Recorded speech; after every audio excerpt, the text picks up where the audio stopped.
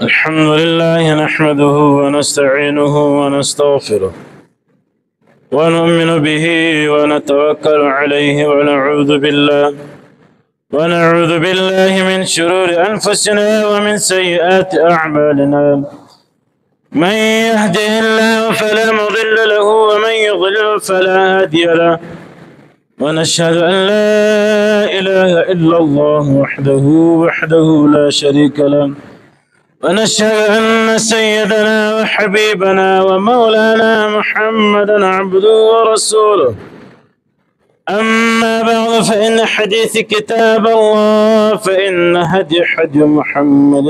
صلى الله عليه وسلم، فإن شر الأمور محدثتها وكل محدثة بدعة وكل بدعة ضلالة وكل ضلالة في النار. أما بعد فأعوذ بالله من الشيطان الرجيم. بسم الله الرحمن الرحيم. يا أيها الذين آمنوا إذا قمتم إلى الصلاة، صدق الله خالقنا العلي العظيم. بسم الله الرحمن الرحيم. يا أيها الذين آمنوا استعينوا بالصبر والصلاة، صدق الله خالقنا العلي العظيم. الشريف صلى الله وسلم على محمد وعلى آل محمد كما صليت على إبراهيم وعلى آل إبراهيم إنك حميد مجيد. اللهم بارك على محمد وعلى آل محمد كما باركت على إبراهيم وعلى آل إبراهيم إنك حميد مجيد. حمد سناد فاكر دقالنا الله جل جلاله عم نواله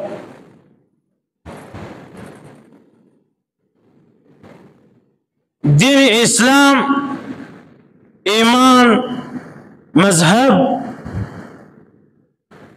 د دغه شروع کېدلو بیا په دغه کې اشراط د ترتیب سیستم هغه تیر جمعه مې څه وضاحت پکې وکړم. اوس تیر جمعه ما ویل اذا قمتم فقمتم کې ما ته د خبرې کولې چې کوم حلول مفسرین علامه ابن سیرین دا کوم نور مفسرین کړو. اوس فقمتم کې په دغه آیات کې الله جل جلاله اوس بعض علماء کرام وایي الله جل جلاله په دغه کې اوس بل خبره بیانوي. علامه بهقي والتبراني رحمه الله وایي وإذا قمتم إلى الصلاة، هذا إنسان هذا سړی الله وایي چې پر ما ایمان راوړلی او په دین په اسلام کې ځان قایم کې ودرېدی کامیاب شو. زړه ته نور لاړی، سینې ته نور لاړی. نو اول کار به دی دا کوي اذا قمتم بیا به دی اوس ولاړېږي د چیرې کوم خوا ده الى الصلاة د لمانځه وخواته. اوس الله جل جلاله په دغه آیات کې علماء کرام فرمایي الله په دغه آیات باندې بل آیات نازل کړی. څه ټیم چې ته ولاړېدې د ولاړېدا څخه مخته د اودس کولو د لمانځه کولو د استنجا کولو د هر شي څخه مخته. اوس علامه تبراني وایي دته الله وایي بل آیات کې به ورسره وایي یا ایها الذین آمنوا استعینوا بالصبر والصلاة. هغه چا آمنو چا چې فرمایي ایمان اوري استعینوا د زما استعانت کې زما خبره ومنه کار بکې زما لاره به وړي ما چې کوم شرایط کوم ضوابط د دین چوکاټ حیات ترتیب ژوند نګي ورته مهیا کړی په هغه کې به ژوند کوي. اوس الله وایي بالصبر، صبر وکړي. صبر له معصیت، صبر په تکالیف باندې. هر کله چې انسان په دې خبره یقین سره چې ما په خدای په رسول په قرآن په حدیث کې ایمان راوړل په ملائکو په فرشتو په رسولانو په کتابو پران شم ایمان را والبعث بعد الموت واپس را پورته کېدل باندې ایمان را اوس به اول کار دا کوي دین ته راغلی دین چوکاټ ته راغلی اوس به اول دا کار کوي الله وایي چې اوس دین ته راغلی اوس زه پر تا باندې امتحانات راولم پر تا به تکالیف راولم پر تا به سختۍ راولم ته به زما لپاره په سر غرمه په دا سر دوبي به راوځې راځې به ما ته په لمونځ کوې ته په ځینې کې بس په واوره په وخت کې به ته ما ته راولاړېږې ګرمه بستره به پرېږدې ما را به راځې سجده به لګوې لمونځ عبادت به کوې دغسې حج به کوې ځان به وړې ته به ځې په دا سره غرمه هلته په سر دوبي باندې به ځان دغه ډول شیطانان به ولې طوافونه به کوې عرفات به کوې سعیه به کوې دغسې نور تکلیفونه هغه دا رقم کومه ته زراعت د ګټې ځان ته ګرځې ګټې دې جمع کړله له هغه ګټې څخه به اوس باسې به زما په لاره کې را خپله ماله به مردار زما درته شرایط ته بیا باسې بیا څلورم شرط کې بیا دا وایي تاسې وصوم رمضان تاسې به روزه نیسئ روزه هم د تکلیف شی دی هغه د راحت شی نه دی هغه بیا د دغه آیات زما سوا الله جل په بل آیات کې وایي چې کوم انسان زما چوکاټ ته زما ولر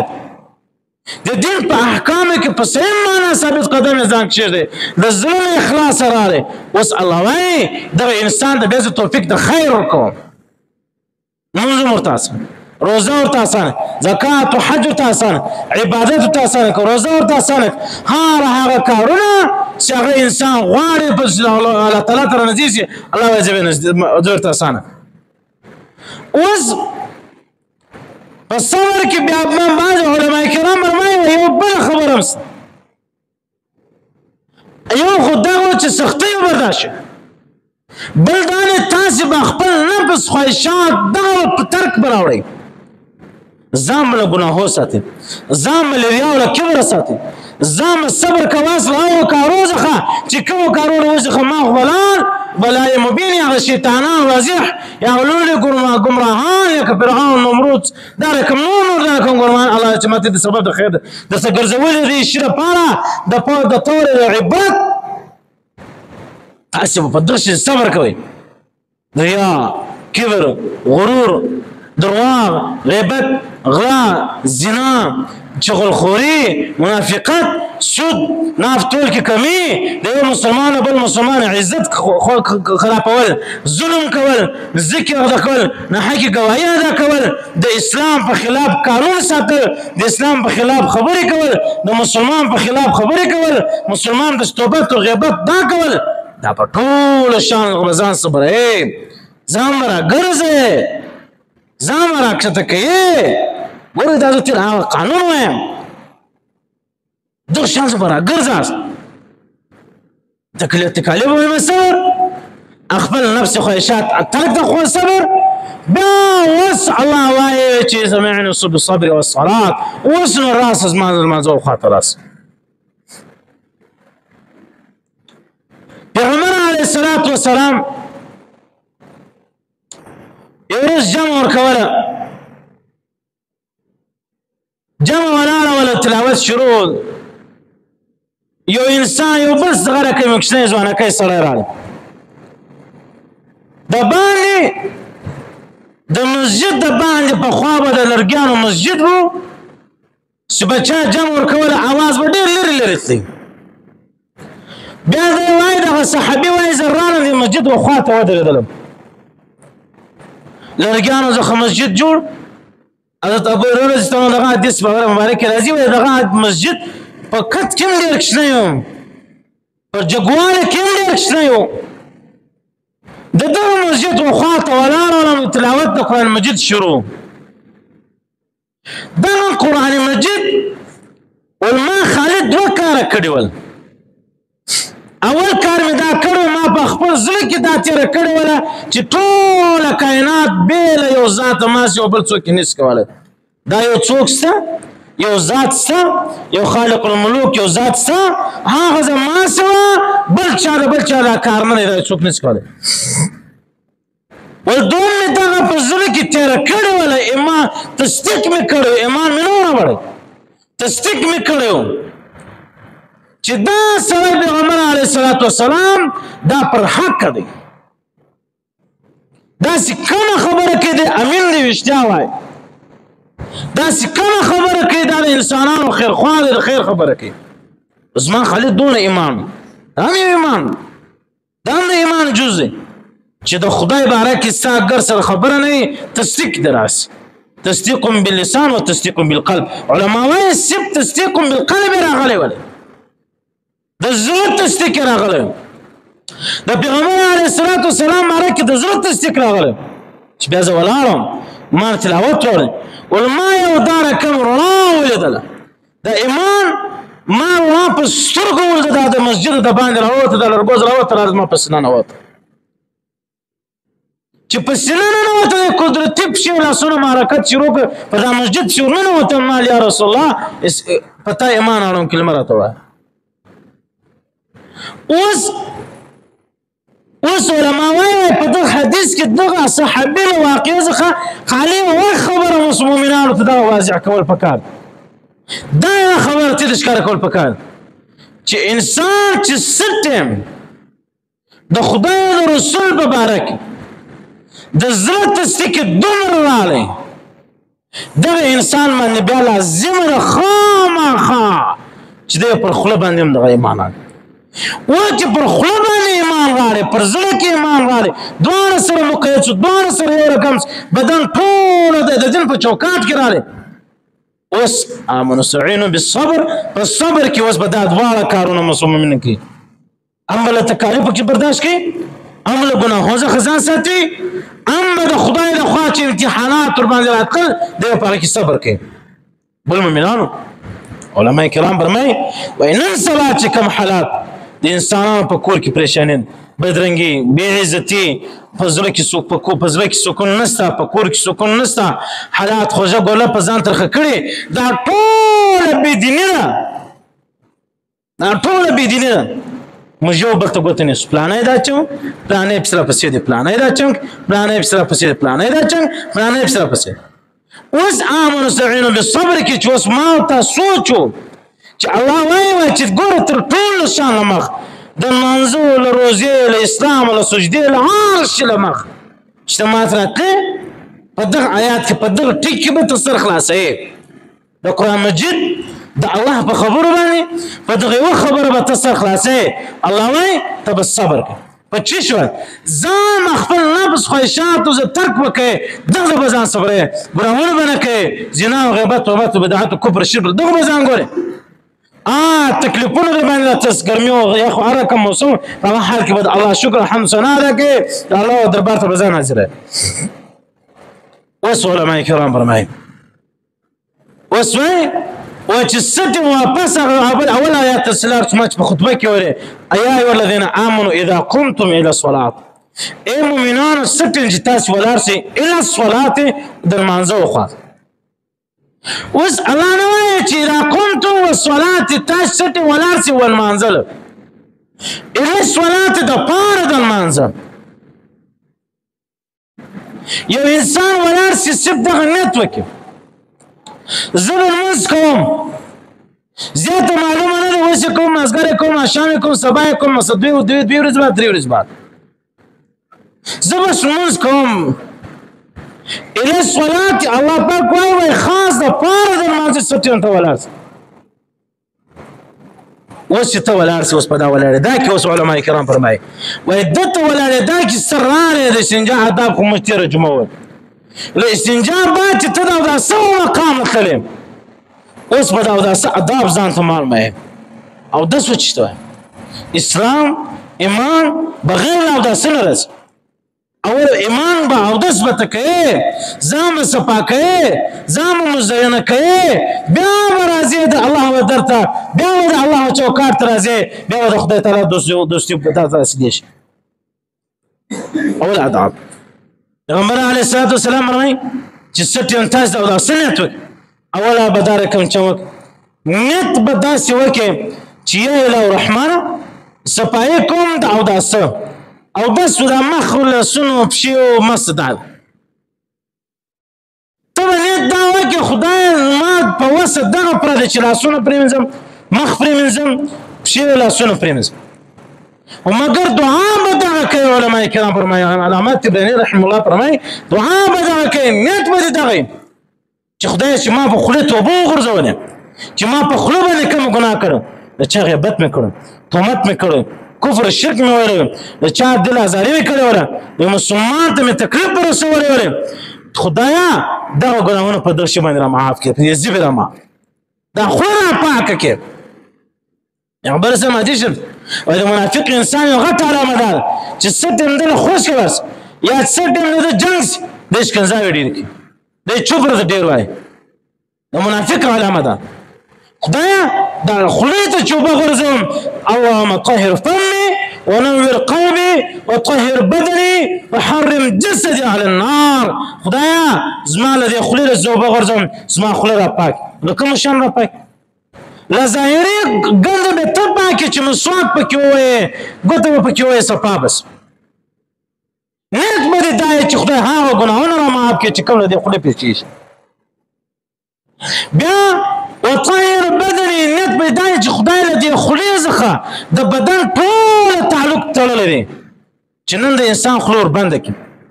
انسان زیاته ساه اخیستلی شي خوراک چشک بند شي خوراک چشک چې له انسانه بند کړي ساینس وایي په 7 شپو کې بدن نه انسان مړی له اوبو زه په 3 شپو کې له خوراک زه په 7 شپو کې چې دا انسان مړ شو لارې ختم یا الله طهر فمي دا ټول بدن چې خدای هغه را منور کړي د صفای ونور قلبي خدای د غیر خولې څخه دا خوله چې خبره کوي خوله چې کوم مجلس کې کوم کار کوي دا د زړه مطابق کوي زما زړه څه وغواړي خوله هغه کار کوي خدای ونور قلبي زما زړه مشاسته کې منوره کوي وحرم جسدي على النار خدایا بیا چې د زما له دې خولې او له زړه د وجې څخه دا یو مرکز دی تر ټوله بدن وګرځېدلی یا خدای زما پر ټوله بدن باندې اور حرام کړي اوس انسان نوحه نه شي ویلی نیت دې وکړي نیت دې دا وي چې زه خوله پرېمنځم او دس کوم زما نیت دا دی چې خدای زما د خولې څخه هغه ګندګي وباسي چې د مسلمان غیبت به کوم د مسلمان تهمت به کوم کفر په وایم شرک په وایم د مسلمان د زړه ازاري په کومه د مسلمان په تهمت دا بلې کومه خدای د زما له خولې پاک بیا هغه بعد چې انسان پزه پرېمنځل علامه طبراني وایي وبیا اشهد ان لا اله الا الله وحده لا شريك له واشهد ان محمدا عبده ورسوله دا کلمه وایي پکښې غوږ پرېږدي دا کلمه چې ویلې کلمې سره به نیت تاوي خدای هر هغه ګناه چې هغه له پزې سره تړلی خدای ته ما د هغه ګناه را معاف کړي د پزې سره کومې ګناه پېښ انسان چې څه ټیم دا هغه انسانانو کې وي چې کوم انسانان بې انتها له غرور ډک بې انتها له غرور ډک هغه انسانان کې د پزې ګناه هم موجود هغه انسان چې څه ټیم یو مسلمان له دغه څنګ د کښېني معاملې هغه عاجز انسان د خلوب پر راس د بذات خود د د انسانیت انکار وکړي چې ته ګرځې انسان داسې وګڼې په انسانانو کې نه وسورې پخوا به د وړیو کپړې وې د وړیو به جامې جوړېدې د وړیو کوټونه به د وړیو څادرې به ورې د وړیو زه به دا پټکیان جوړېدل صحابه او د وړی واحد داسې شی دی چې رندېږي هغه هغونه بس بوی پورته کوي وړی د وړی په ټوخ به چا استعمال کړی وړی چې معمولا همداسې داسې بوی کوي صحابه کرامو به د وړیو په کپړو کې په سخته ګرمۍ کې د خولو به دې ډوبو دا چې په سټ وران د مسجد کې به د ډیس پورته کېدی پیغمبر علیه الصلاة والسلام ویلي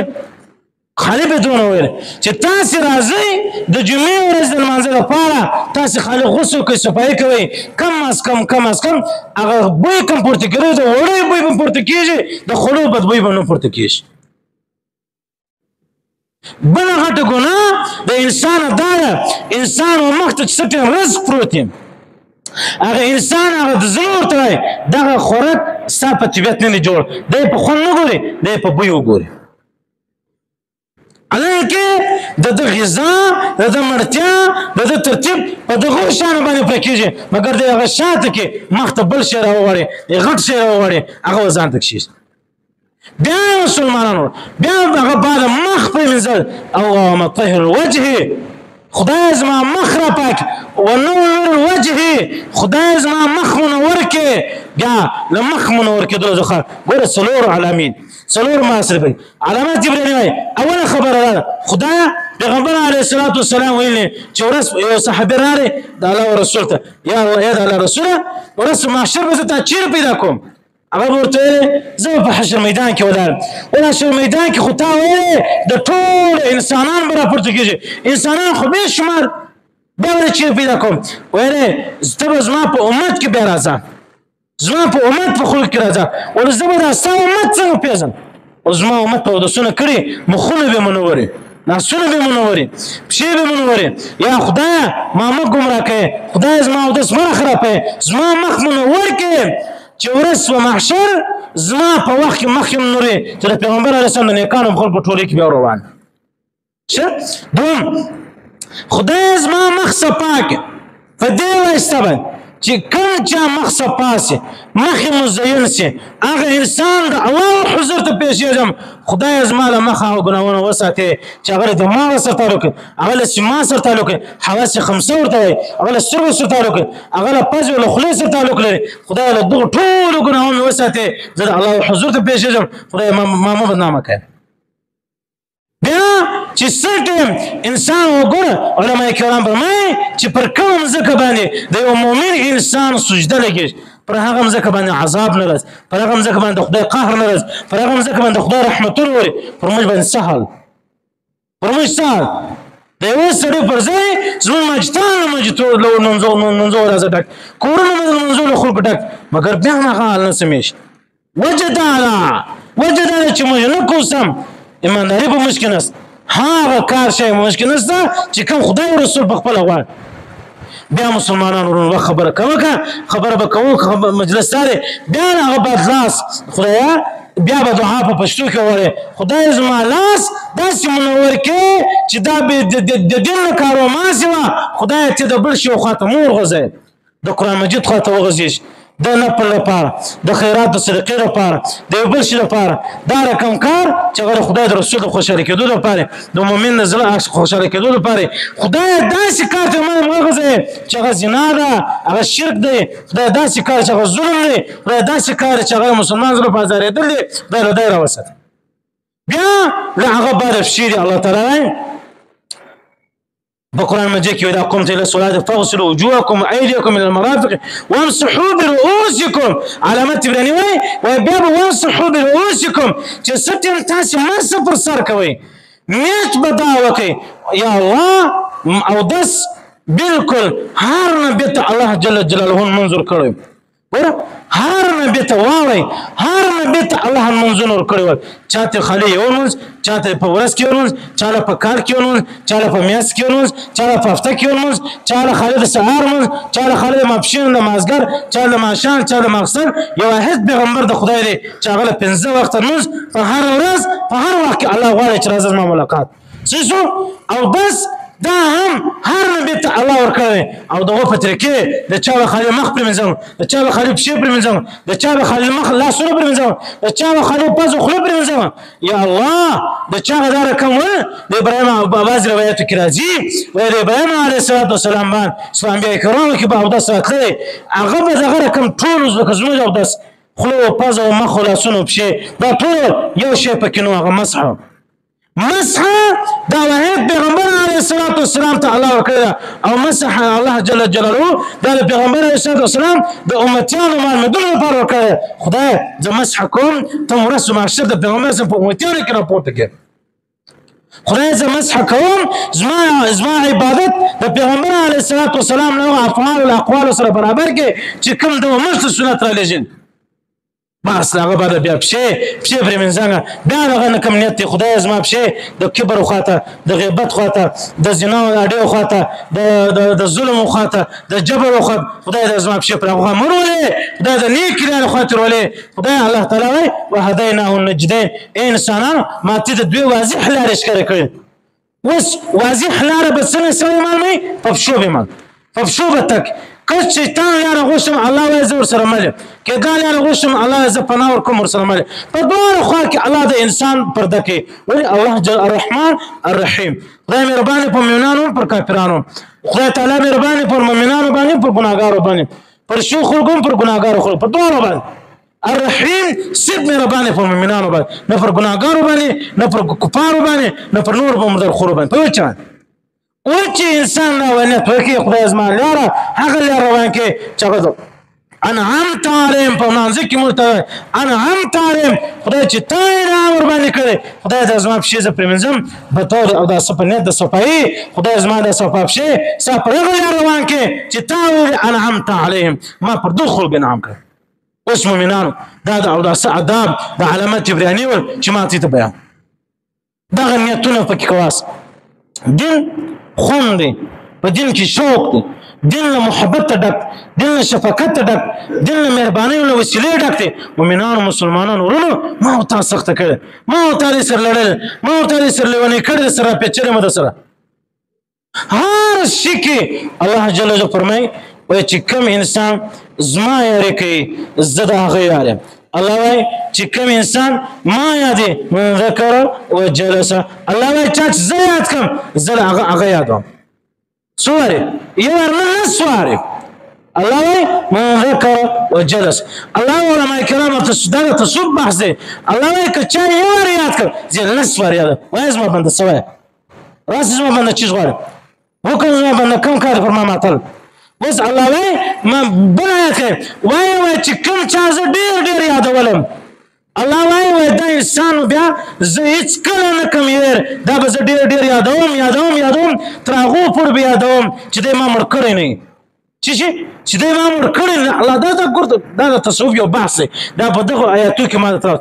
وایي تر هغو به دی که چا الله وایي دا په ناپله خبره که چا زه ډېر یادوم ما سره ډېر یاري وکړه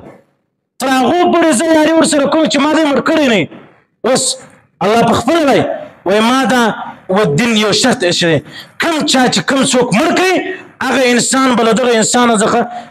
بدله اخلي دا به وایي مړه کوي به سر به کټ یعنی یو انسان پورڅ بل مسلمان یې مړ کړي شهید کړي د دغه مسلمان دا چا قاتل دی د قاتل سر به هم کټ کېږي مړ کېږي به